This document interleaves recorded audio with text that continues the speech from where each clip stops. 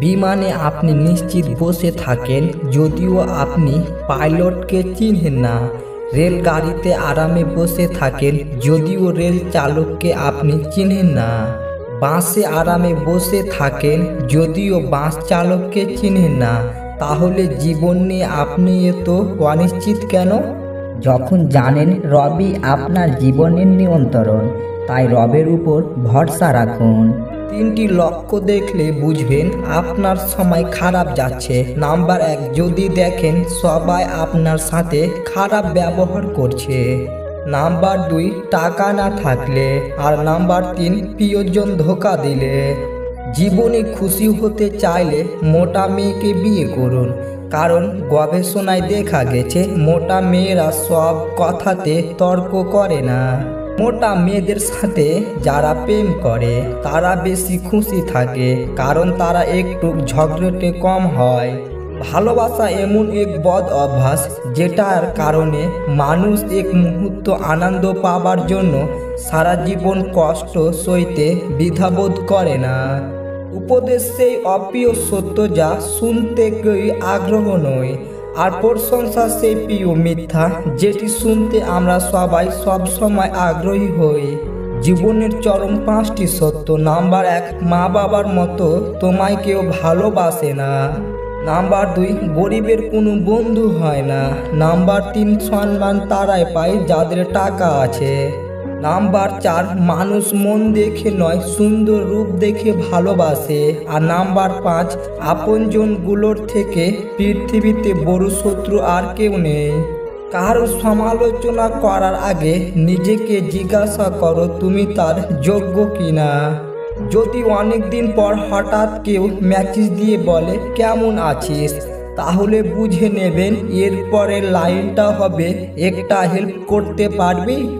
চোখ বন্ধ করে বিশ্বাস করা তো দূরের কথা, বর্তমানে চোখ খোলা রেখেও কোনো মানুষকে বিশ্বাস করা যায় না। বিশ্বাসে অন্ধ হতে নেই, কারণ যেখানে বিশ্বাস আছে সেখানে বিশ্বাসঘাতকতাও আছে। গলা দিয়ে আওয়াজ বেরালে যেমন কেউ গায়ক হয় না, তেমনি কাহারও দোষ বের করতে পারলে তা যথার্থ হয়ে যায় না। কিছু মানুষের কাছে কখনোই ভালো হওয়া যায় না। নিজের রক্ত দিলেও বলবে রক্ততে নুন কম ছিল। যাদেরকে নিয়ে বাস্তব জীবন এক পাও হাঁটা অসম্ভব, ঠিক তাদেরকে নিয়ে 100 মাইল পার করার স্বপ্ন দেখে আমাদের এই অবুঝ মন।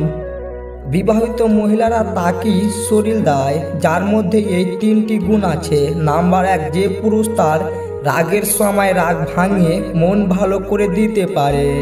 নাম্বার 2, যে পুরুষ তার সব রকম কথা শুনে। আর নাম্বার 3, যেই পুরুষ তার কাছে বিশ্বাসী হয়ে ওঠে। একটা ভাঙা হৃদয়ের যন্ত্রণা আর এক ভাঙা হৃদয় ছাড়া আর কেউ বুঝে না।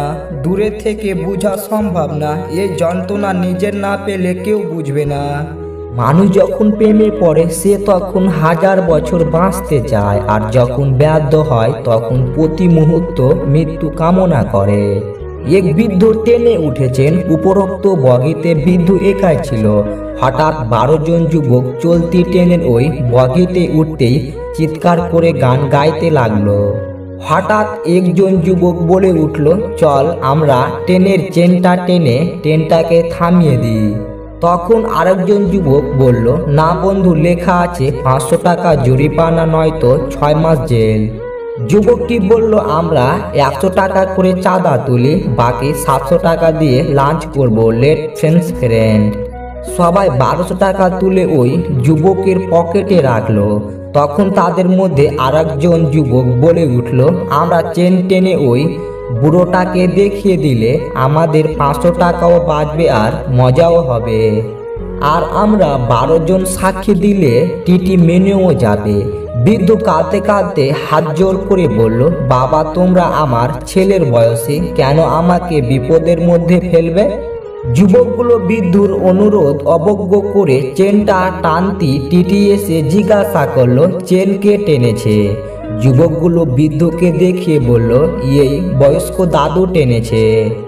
তখন টিটি বৃদ্ধকে বলল, অকারণে চেন টানলে 500 টাকা জরিমানা নয়তো 6 মাস জেল। যুবকগুলো সবাই একসঙ্গে চিৎকার করে বলল, স্যার অকারণে ইনি চেন টেনেছেন। বৃদ্ধ একটু চিন্তা করে বলল, টিটি সাহেব আমি বিপদে পড়ে চেন টেনেছি। টিটি বলল, কি বিপদ? বৃদ্ধ বলল, ওই যুবকগুলো আমার গলায় ছুরি ধরে আমার কাছে থেকে 500 টাকা ছিনতাই করেছেন। টিটি বলল, কি সর্বনাশ?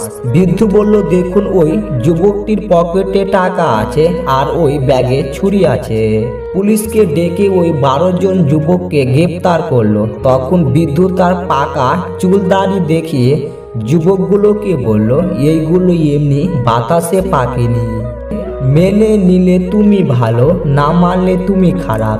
মুখ বুঝে সহ্য করলে তুমি ভদ্র, মুখের উপর জবাব দিলে তুমি বেয়াদব।